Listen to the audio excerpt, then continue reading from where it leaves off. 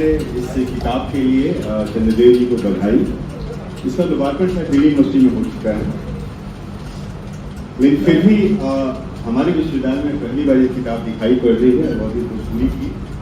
और शायद ओम प्रकाश जी यहाँ बैठे हुए हैं, अनिल जी भी हैं, और भी बहुत सारे मित्र हैं, केसरी जी आए हुए हैं। तो किसी भोजपुरी को भाषा ही कहा जाए,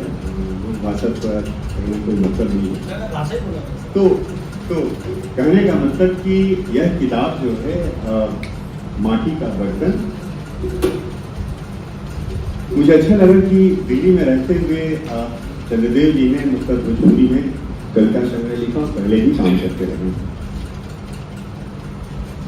और मैं सुधीर जी को सुन रहा था और मुझे बार बार लग रहा था कि इस समय हम रह रहे हैं, उत्तर आधुनिक समय में हम रह रहे हैं, या उत्तर आधुनिक समय बहुत सारी चीज़ों को लेकर के आते रहा है, जो बहुत सारे संदर्भ होते हैं या दबाव होते हैं, हम चाहते हैं लेकिन फिर भी उससे हम मुक्त नहीं हो पाते हैं। और इसीलिए बहुत सारे शब्द जो दिखाई जिसकी तरफ सुधीर जी संकेत कर रहे थे, शायद इस कारण भी हो क्योंकि जिस समय आप रह रहे हैं और खासतौर से 90 के बाद का जो पूरा परिदृश्य आप सबके सामने है, पूरी दुनिया में जो तब्दीलियां हुई है आर्थिक उदारीकरण और मंडलीकरण को लेकर के, उससे बाजार जो है एक बहुत बड़ी ताकत बनकर के सामने आया है। और बाजार का जो दबाव है वह सिर्फ मुख्य धारा का समाज नहीं बल्कि मुख्य धारा में भोजपुरी समाज भी है। लोग किसी देश और दुनिया में रहते हैं और उनके ऊपर दबाव आना स्वाभाविक है।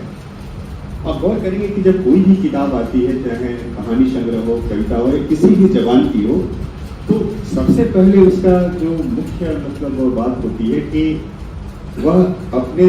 समय के सवाल के साथ टकराती है या नहीं टकराती है। अगर वह किताब अपने समय के सवाल से नहीं टकराती है तो फिर उस किताब के होने का कोई मतलब नहीं है। और इसीलिए जब चंद्रदेव जी की किताब जब मैं पढ़ रहा था, और उसमें बहुत सारी कविताएं हैं जो पढ़ेंगे आप, मैं भी जाने की कविता एक बार पढ़ने में समझ में नहीं आती, कविता को बार बार पढ़ना पड़ता है। और कई बार कविता में दो पंक्तियों के बीच की जो गैप होती है, जगह होती है, वहां पर भी कविता की जो ध्वनि होती है, जिसकी अंतरंगता होती है, वो अगर आप ध्यान से सुनेंगे तो सुनाई पड़ेगी। कई बार दो अक्षरों के बीच जो ध्वनि सुनाई पड़ती है, दो शब्दों के बीच सुनाई पड़ती है, दो वाक्यों के बीच। और कहा जाता है कि एक कविता के बाद जो दूसरी कविता होती है, दोनों के बीच भी बहुत सारी ऐसी ध्वनियां होती हैं जिनको पकड़ना आलोचक का या जिनको पकड़ना उस कविता के व्याख्याकार का काम होता है। कई बार हम नहीं पकड़ पाते उन चीज़ों को। और मुझे जब बहुत सारी बातें याद आ रही थी, मुझे बार बार रोला बार्थ की पता नहीं क्यों याद आ रही थी। रोला बार्थ बहुत बड़े उत्तर आधुनिकतावादी विचारक भी माने जाते हैं और संरचनावादी विचारकों में भी रहे हैं। आप सब जानते हैं जेएनयू के छात्र संरचनावाद का पूरा जो दौर था 1955 से 1973-74 के बीच चला, और उसके बाद चेंज आता है उसमें, और फिर वही लोग एक दूसरी शैली में उत्तर आधुनिकता की शैली में बात करते हैं, और उसके बाद एक नया दौर शुरू होता है। अब संरचनावादी दौर को सामने रखेंगे तो रोला बार्थ एक बहुत चर्चित लेख है, the death of the author या the death of the author, एक लेखक की मौत। तो लेखक की मौत को ये नहीं कहते हैं कि लेखक का निधन हो गया, बल्कि कहते हैं कि जो भी कोई कवि या लेखक कोई किताब लिखता है, कोई कहानी लिखता है, कोई लेख लिखता है, तो वह एक तरह से वह किताब जो ही पाठक के डोमेन एरिया में आती है, उसके पास आती है, लेखक उसके लिए कोई मतलब नहीं रखता है। ठीक है, चंद्रदेव जी बड़े प्रोफेसर होंगे या प्रेमचंद बड़े लेखक होंगे, लेकिन जब पाठ हमारे सामने आता है तो फिर हम उस पाठ पर बैठ के बातचीत करते हैं। और इस नाते जब इस किताब को मैं पढ़ रहा था तो मुझे लग रहा था कि जो कविता की दुनिया है, चाहे हिंदी कविता हो या एशियाई कविता हो या विश्व कविता हो, उस कविता की दुनिया में इस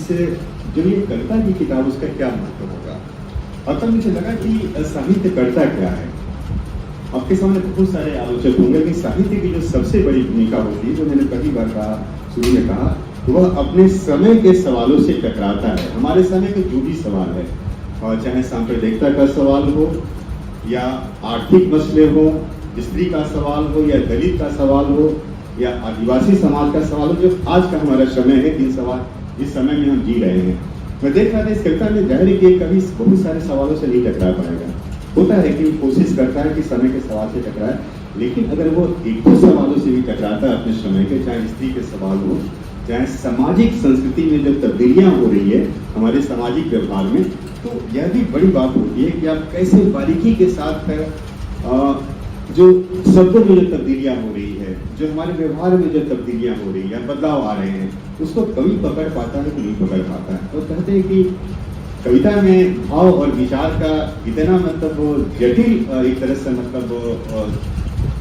उसकी संरचना होती है कि कई बार जाने अनजाने भी चीजें आती है और चाह करके भी आती है। लेकिन कहा जाता है कि कई बार हम जब बनाने की कोशिश करते हैं तो कविता अच्छी नहीं बनती है। कविता हमेशा आपके भाव के साथ आती है, भाव के पीछे विचार आते हैं, विचार के पीछे पूरा समय आता है, और ऐसे कोई भी कविता अपने समाज का जो पूरा रूप होता है उसको दिखाने की कोशिश करती है। भूमिका में बहुत सारी बातें लिखी है चंद्रदेव जी ने कि जिस जो कविता का जो संग्रह है, किताब का जो नाम है, जिसमें मिट्टी या माटी की जो चर्चा हो रही है, तो जाहिर है कि मतलब आप जानते हैं कि माटी शब्द ही अपने आप में जो भारतीय ज्ञान दर्शन है, जो फिलॉसफी है, उसका एक बड़ा ही महत्वपूर्ण पार्ट है। जो हम लोग कहते हैं क्षिति जल पावक गर्भ शमीरा पंच तत्व रचित शरीरा, यह मिट्टी है, यह मिट्टी से ही सब कुछ होता है, मिट्टी में सब कुछ है, जीवन है, जीवन का रंग है, उसके गीत हैं। अगर आपने मिट्टी को समझ लिया तो फिर अब धीरे धीरे मान के चले कि वह कवि लेकर धीरे धीरे बड़ा कवि होता है। आप गौर करेंगे कि जब इस कविता संग्रह को पढ़ रहा था तो ये भी लग रहा था कि हिंदी कविता के सामने जो बहुत सारे सवाल हैं, क्या वही सवाल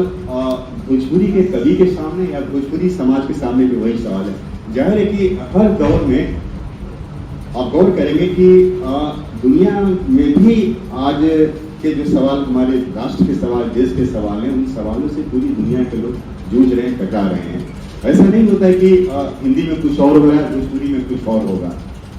ठीक है, भाषाएं अलग अलग हैं, लेकिन समाज जो होता है एक ही तरह का होता है, और समाज के जो एक तरह से गतिशीलता होती है खास समय में एक तरह की होती है। और इसलिए जो भी अपने समय का संवेदनशील कवि होता है, लेखक होता है या आलोचक होता है, यह भी मान के चले कि कविता के सवाल, कहानी के सवाल, उपन्यास के सवाल, निबंध के सवाल और इसी तरह से विचार के सवाल अलग अलग नहीं होते, सबके पीछे गहरा रिश्ता होता है। तो कवि भी एक तरह से विचारक होता है, एक कवि एक तरह से दार्शनिक होता है, फिलोसफर होता है। और ये मिट्टी की बात करना, आप गौर करेंगे इसमें बहुत सारे प्रश्न हैं। इसमें प्रवासन की चर्चा होती है कि रेल जो होता है, रेल में बैठ करके जब प्रतीक कहीं चला जाता है प्रदेश कमाने के लिए, तो सिर्फ मानव समाज के संबंध नहीं बदलते हैं, बल्कि उस मानव समाज के संबंधों को परिवर्तित करने वाले जो कारक होते हैं, उन कारकों में जो सबसे बड़ा कारक है आर्थिक कारक। और जो इस जमाने में 1855 के बाद या 1832 के बाद जो प्रवासन का दौर शुरू हुआ पूरी दुनिया में, और खास करके भोजपुरी प्रदेश से भी हुआ, तो जिस इन्होंने रेल के बैरी होने की बात की है, उस जमाने में ये बहुत पॉपुलर मतलब कहावत थी या पॉपुलर पंक्ति थी, जिसकी चर्चा डायस्पोरा पर काम करने वाले अधिकांश चाहे समाज वैज्ञानिक हो या इतिहासकार हो, जो इंटेंशन माइग्रेशन पर काम करते हैं, वो शब्द का इस्तेमाल करते हैं। और एक कविता बहुत अच्छी पढ़िएगा संग्रह में कविता कि अंत में ये लेखक पकड़ते हैं, कवि कहता है कि ये बैरी जो रेल नहीं हमें अलग करा रहा है, ये अलग कराने वाला जो मूल तत्व है वह अर्थ है, वही हमें एक दूसरे से अलग करता है। तो जाहिर है कि ऐसी चीजें को जब धीरे धीरे विचार करेंगे तो ये चीजें आपको धीरे धीरे आर्थिक अलगाव, एक बड़ी फिलॉसफी है मार्क्सिस्ट साइकोलॉजी में कि इकोनॉमिक एलियनेशन क्या होता है। तो देखिए कई बार होता है कि बहुत सारे शब्द आपको संकेत करते हैं, संकेतों को खोलना बहुत जरूरी होता है। तो आप्रवासन या रेल से जाना या आर्थिक कानून से जाना भी एक तरह से आप्रवासन या खास करके आप्रवासन में जो स्त्री समाज की पीड़ा है उसकी तरफ भी संकेत करता है। तो ऐसे बहुत सारे संदर्भ उनके संग्रह में जो मुझे अच्छे लग रहे थे। और जाहिर है कि मतलब वो सबसे बड़ी बात है कि मतलब यह कविता भोजपुरी में कविता संग्रह जरूर है, लेकिन जो हमारे समय के जो सवाल है उनसे ही टकराने की कोशिश करती है। और इसलिए मैं पुनः